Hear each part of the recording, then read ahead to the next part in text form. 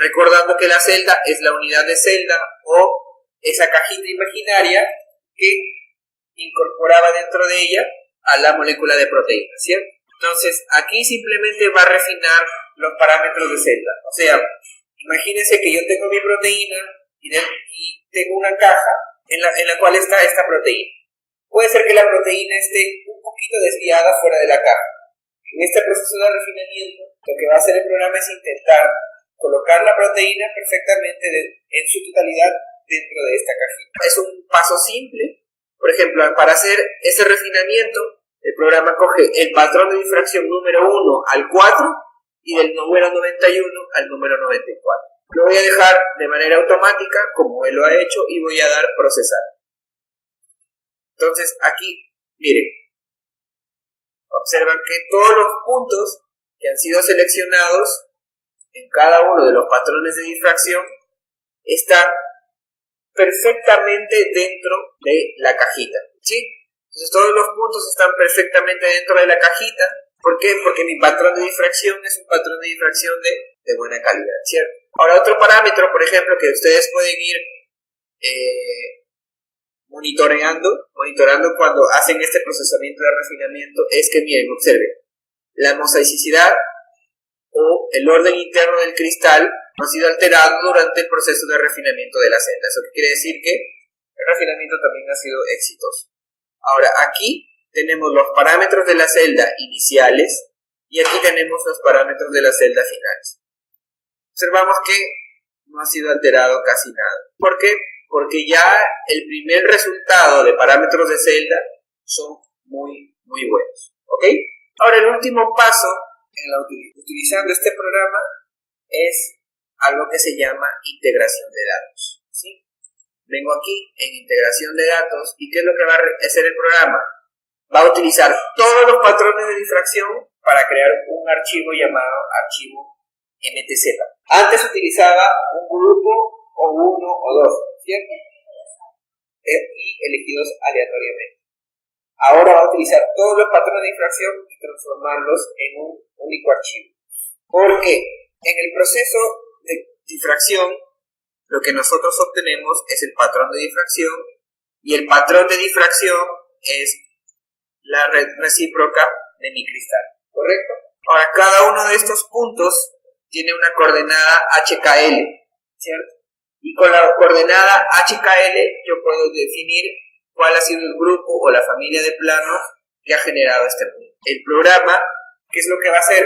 Colocar la información de cada uno de estos puntos, siendo que tengo 100 patrones de difracción, y los va a integrar en un único archivo para poder utilizarlos en la resolución de la estructura de una proteína. ¿Por qué el programa hace eso? Porque va a integrar toda la información de todos los patrones en un único archivo. Para resolver la estructura de una proteína, necesito resolver el mapa de densidad electrónica, ¿sí? ¿Por qué? Porque lo que difracta los rayos X no es el núcleo atómico. Quien desvía la trayectoria es la nube electrónica del átomo. Es por eso que yo no tengo, o cuando yo resuelvo la estructura de una proteína, yo no tengo el núcleo atómico, el átomo, que forma parte del aminoácido de la proteína, sino lo que yo tengo información es de la nube electrónica. Es por decir, yo tengo información de la sombra del átomo, ¿cierto? Como yo tengo información de la sombra del átomo, luego yo puedo colocar un átomo en medio de esa sombra y decir que aquí existe este átomo. ¿Por qué? Porque puedo observar su sombra, ¿cierto?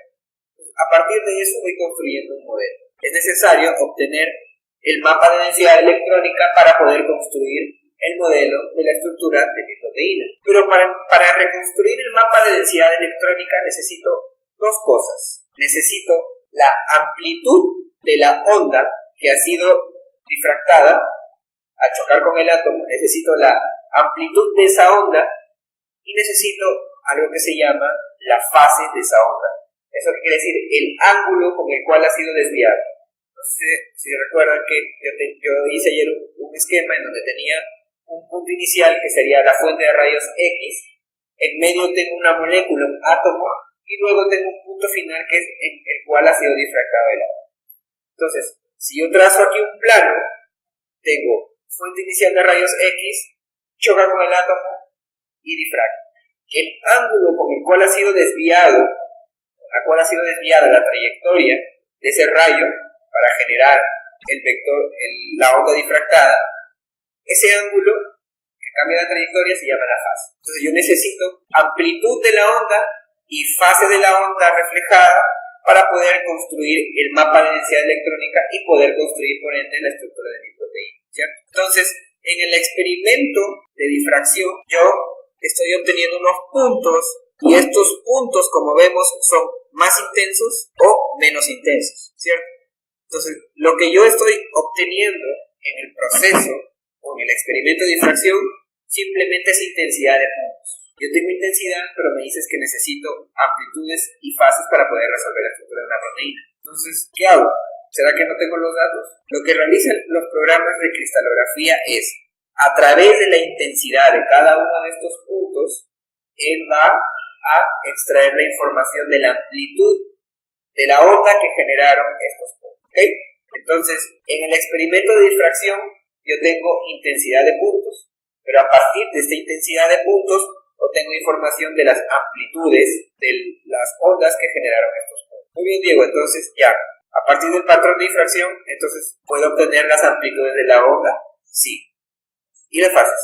El experimento de difracción es un experimento en el cual no hay una manera de obtener directamente las fases con las cuales se desvían las ondas detectadas. Es por eso que en la cristalografía existe ya un problema ya llamado problema de fases. ¿Por qué? Porque necesitamos las fases y las amplitudes para resolver la estructura de una proteína y yo solamente en el experimento tengo las amplitudes. Entonces, a lo largo de los años los científicos han ideado formas para resolver ese problema de fases. Eso lo voy a explicar luego con el uso de otro programa. Pero lo importante es que quiero que se entienda aquí que en el proceso de integración, entonces, el programa va a juntar toda la información que hay en todos los patrones de difracción para crear un único archivo, pero también va a extraer la información de las intensidades de los puntos para poder extraer, por lo tanto, o obtener la información de las amplitudes de los puntos. Entonces, en este paso voy a obtener un archivo muy importante, súper importante para poder resolver la estructura de la proteína. ¿Ok? Va a integrar todas las imágenes y entonces voy a ir aquí en proceso. Y como ustedes pueden observar, van a comenzar a ser seleccionados todos los puntos de todos los patrones de difracción para extraerles la información y generar el archivo. ¿Ok? Aquí también podemos ir monitoreando cómo es la calidad del procesamiento. Vemos que la mosaicidad no se altera mucho y en lugar de subir, está teniendo una tendencia a bajar, pero a estabilizarse con la inicial. O sea, no se altera mucho. Si en un procesamiento de datos, por ejemplo, observo que la mosaicidad sube, baja, sube, baja, sube, baja, quiere decir que ese conjunto de datos es muy malo y puede ser que te dé problemas al momento de resolver la estructura de una proteína. Otro parámetro que es bastante importante y te dice cómo ha sido tu procesamiento de datos es esta región aquí. ¿Por qué? Porque este perfil me está dando la información de la colecta de un punto y el error de la colecta de ese punto. Eso es algo llamado I sobre I sigma. I significa intensidad. El sigma de la intensidad es el error de esa intensidad, ¿cierto? O sea, la desviación estándar del punto. Si yo tengo el valor de intensidad de un punto dividido sobre la desviación estándar, el grado de error con que ha sido colectado este punto, yo debo tener un valor, ¿cierto? Si divido la intensidad con que ha sido medida mi punto sobre el error, ¿cuál debería ser el valor mínimo para que pueda ser aceptado? Si yo divido algo sobre el error, ¿cuál debería ser el valor mínimo? Si el valor de la intensidad, pongámosle un número, es 1 y el error con el cual ha sido medido también es 1, eso quiere decir que los dos son iguales, ¿cierto? Ahora, si yo tengo el valor medido de la intensidad 2 y el valor y el valor del error 1, si divido 2 sobre 1, el resultado es 2. Eso quiere decir que el valor de la intensidad es 2 veces el valor del error, ¿cierto? Ahora, si yo tengo 2 y 2, de nuevo me da 1. Si yo tengo 3 y 1, me da 3. O sea que yo tengo 3 veces la intensidad frente al error con el cual ha sido medido. Entonces, basado en eso, el menor número aceptado para I sobre la desviación de I debería ser 2, ¿cierto? O sea, por lo menos debo de haber medido 2 veces ese punto en relación a su error. Tengo que tener 2 veces mejor calidad del punto en relación a su error, ¿cierto? Entonces, el menor mínimo de la intensidad sobre la desviación estándar de esta intensidad debe ser 2. Entonces, teniendo en cuenta esa información, yo puedo definir cuál sería el límite de la resolución en la cual estoy trabajando. Por ejemplo, aquí hay una resolución de más o menos 1.85 angstroms, ¿cierto? Porque está entre 1.8 y 1.9. Si está entre 1.8 y 1.9, miren, aquí tengo valores del sigma de 4.6. O sea, está bastante bueno. Entonces yo podría decir que puedo trabajar a 1.85 angstroms con un valor de sigma de 4.6. Mis datos han sido colectados a 1.75. Entonces 1.75 debería estar por acá, ¿cierto? Y quizás el valor de I sobre I sigma puede ser de 2. Entonces, si yo quiero trabajar a 1.75 con 2, todavía estoy en el límite que debería ser aceptado, ¿ok? El proceso ya terminó y me ha generado automáticamente este archivo llamado archivo MTZ. ¿Cuál es el siguiente paso?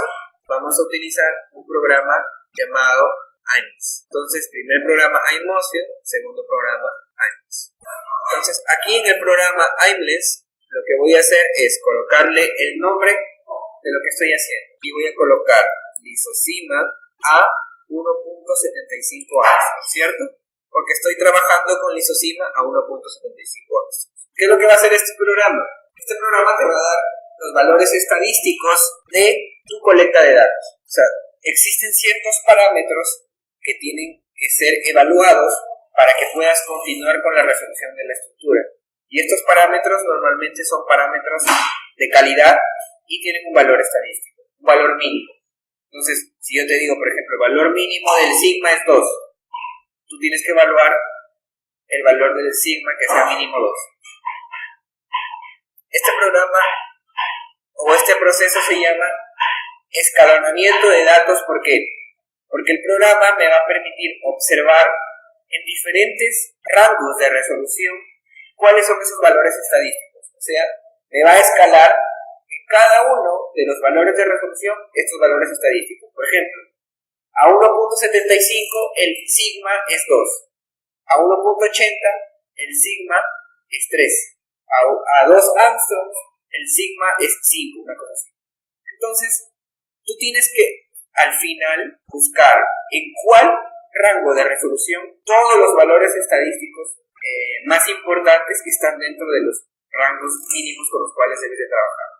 Entonces, este programa te va a permitir analizar eso y después dices, mira, yo comencé trabajando con 1.75, pero para que todos mis valores estadísticos estén dentro del valor esperado, necesito bajar la resolución para 2 angstroms. ¿Por qué?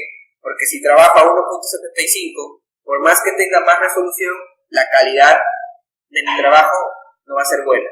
Pero si trabajo a 2 angstroms, estoy perdiendo un poco de resolución, pero la calidad de mi procesamiento es muy buena, ¿sí?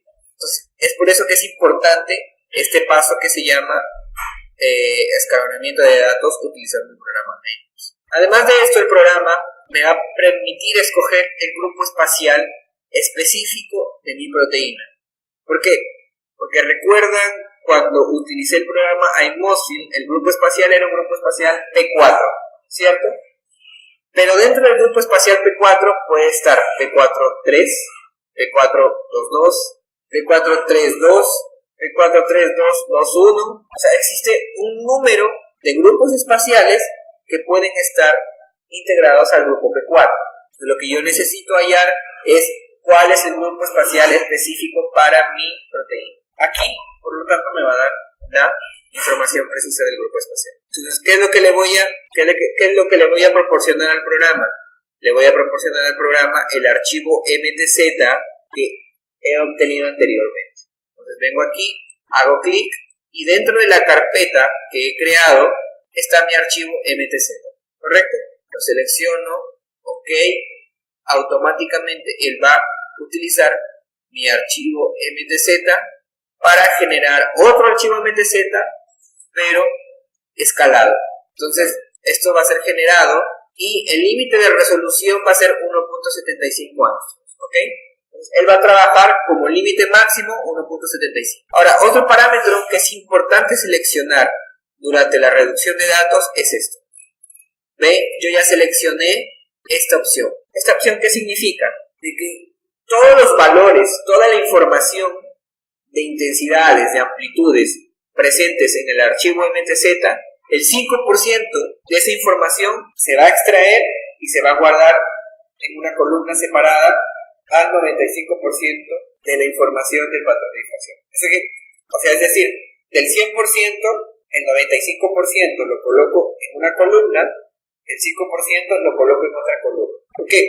Porque durante la resolución de la estructura, nosotros podemos estar induciéndole error al procesamiento y por lo tanto estaríamos construyendo una proteína que no es correcta. Los programas que van a utilizar el 95% de esa información para ir construyendo la estructura de la proteína a través del mapa de densidad electrónica. Y todo lo que se va modificando va siendo modificando en el 95% de esa información. El 5% el cual ha sido extraído lo voy a utilizar como referencia. ¿Por qué? Porque ese 5% nunca es tocado, no se toca, no se altera, no le pasa nada. Entonces, yo enfrento el 95% que estoy modificando contra el 5% y no debe haber mucha diferencia entre el dato que está siendo modificado y el dato bruto que ha sido colectado. ¿Ok? Entonces, por eso es importante seleccionar esta opción, extraer el 5%, para poder utilizarlo como un parámetro de validez de la estructura cristalográfica que estoy resolviendo. ¿Ok? Entonces, solamente hago eso, coloco nombre, selecciono esta opción, coloco mi archivo MTZ, dejo el límite de resolución y vengo aquí y le coloco run now. Aquí le voy a dar proceder, voy a cerrar aquí el programa y miren, aquí me da un proceso y me está informando que el programa Aimless está rodando un procesamiento. Entonces, aquí ya termino, le voy a dar doble clic y miren, el programa ya me va a dar un resultado, ¿sí? Aquí me dice que la mejor solución para grupo espacial ya no es solamente P4, sino me dice que es P41212. Me da la información que ya sabía de los parámetros de la celda unitaria. Me está diciendo que está trabajando con un grupo espacial, con una resolución máxima de 1.75.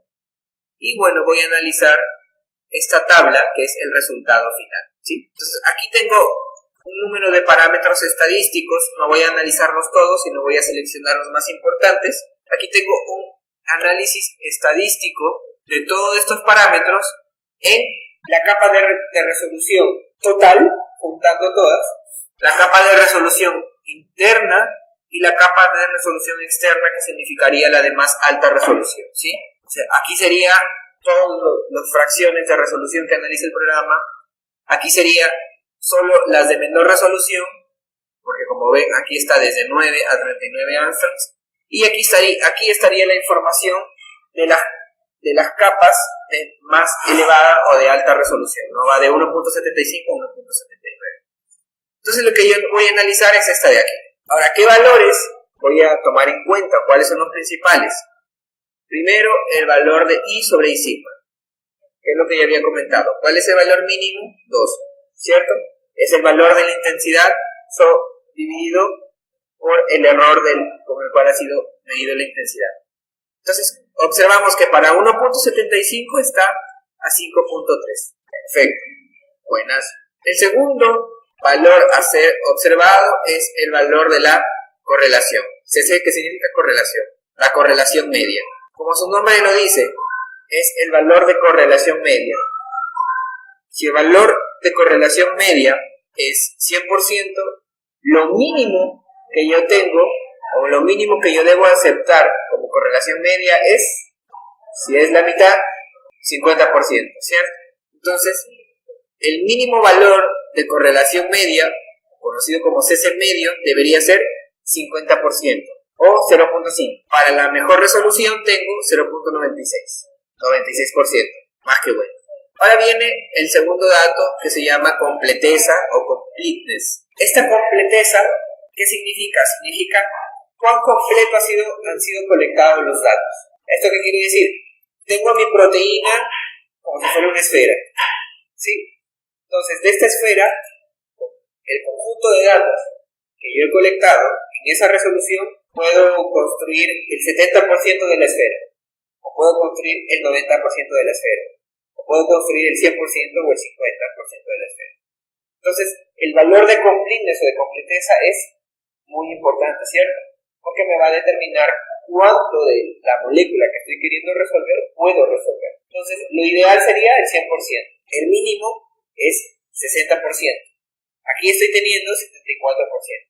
Es un valor bastante bajo para el límite de resolución y con los primeros valores que estoy obteniendo me parece muy extraño. Los primeros valores están, ok, perfectos. El valor de completeness está un poco dudoso. Voy a dejarlo ahí para luego analizar un poco más profundo el valor del completeness. La multiplicidad significa cuántas veces estoy colectando el mismo dato. Yo tengo un patrón de difracción que tiene simetría, ¿cierto? Igual que la proteína tiene simetría. Si yo tengo una molécula de proteína aquí, yo puedo decir que la misma información, si tiene una simetría de orden 2, la misma información está a 180 grados, ¿cierto? O sea, esta molécula sería la misma que esta molécula, por simetría. El patrón de difracción, como también tiene simetría, si yo tengo un punto aquí, este punto va a tener la misma información que el punto después de 180 grados porque son equivalentes, ¿cierto? Entonces, en un patrón de difracción, yo podría tener por lo menos 2 veces la misma información. Cuanto más veces tengo la información de un dato, mis estadísticas mejoran, ¿cierto? Mi modo de procesar y mi modo de alejar el error es mucho mejor si tengo un mayor conjunto de información de ese dato. Eso es lo que te da la multiplicidad. Aquí tengo, por ejemplo, un valor de 6.7. ¿Eso qué significa? Que en promedio, cada uno de los puntos han sido medidos, o cada una de las informaciones han sido medidas 6.7 veces. ¿Cuál sería el menor? También sería el menor 2, ¿cierto? Aquí tengo 6.7. Muy bueno. Ahora, mi problema sería solamente el completeness, que es un valor muy bajo. Como yo les dije, este programa me da una escala de resolución con valores. Entonces voy a buscar ese valor de completeness en diferentes resoluciones. Entonces vengo aquí en log file, voy bajando, ¿sí? Por ejemplo, aquí me da, mira, a 1.77 angstroms tengo 7.67 de I sobre I sigma. A 1.80 tengo 8.71. Cese medio. A 1.77 tengo 82%. A 1.80 tengo 88%. A 1.77 los valores ya son buenos, pero voy perdiendo resolución y los valores, por ejemplo, aquí y aquí es bueno. Si voy a 1.83, el cese medio baja, pero esto sube. Entonces tú tienes que ver qué es lo que quieres hacer. Yo, por ejemplo, estaría pensando en trabajar en 1.80. ¿Por qué? Porque estos dos valores suben, ninguno de los dos baja, pero lo que me interesa en realidad, más que cese medio o I sobre I sigma, me interesa analizar el completeness. Entonces voy a ir en donde estén los parámetros de completez. Aquí, antes estaba a 1.75 y tenía un valor tiene aquí un valor de completeness del 74%, ¿cierto? Si yo bajo mi resolución a 1.8, tengo mi completeness 100 y además observamos que los otros valores también aumentan. O sea, he perdido un poco de resolución, estoy diciendo un poco porque de 1.75 a 1.80, cuando ves el mapa de densidad electrónica es casi lo mismo. Entonces, ¿qué es lo que voy a hacer? Voy a cerrar aquí, vengo acá, voy a retomar el trabajo. Retomo el trabajo, aquí voy a decirle que me cree un archivo número 2 y aquí voy a cambiarlo a 1.80. Entonces, va a trabajar a reducir todos los datos a la resolución de 1.80. Entonces, vengo, le doy runout, proceder, cerrar. Solamente nos faltaba ver de que el completeness esté bien. Aquí lo mismo y vamos. I sobre I sigma 6.6. Ese medio 98. Completeness 100%. Multiplicidad 7.6. Valores estadísticos muy buenos. Entonces me quedo con 1.80 ácidos. ¿Sí? Si me voy a mi carpeta, tengo escala 1, que sería la información a 1.75, y escala 2, que sería a 1.80. Entonces, yo comenzaría a trabajar siempre con 1.80. Ya integré mis datos, ya hice los valores estadísticos de los datos. Ahora ya podría utilizar a mis datos para poder resolver este problema de proteína.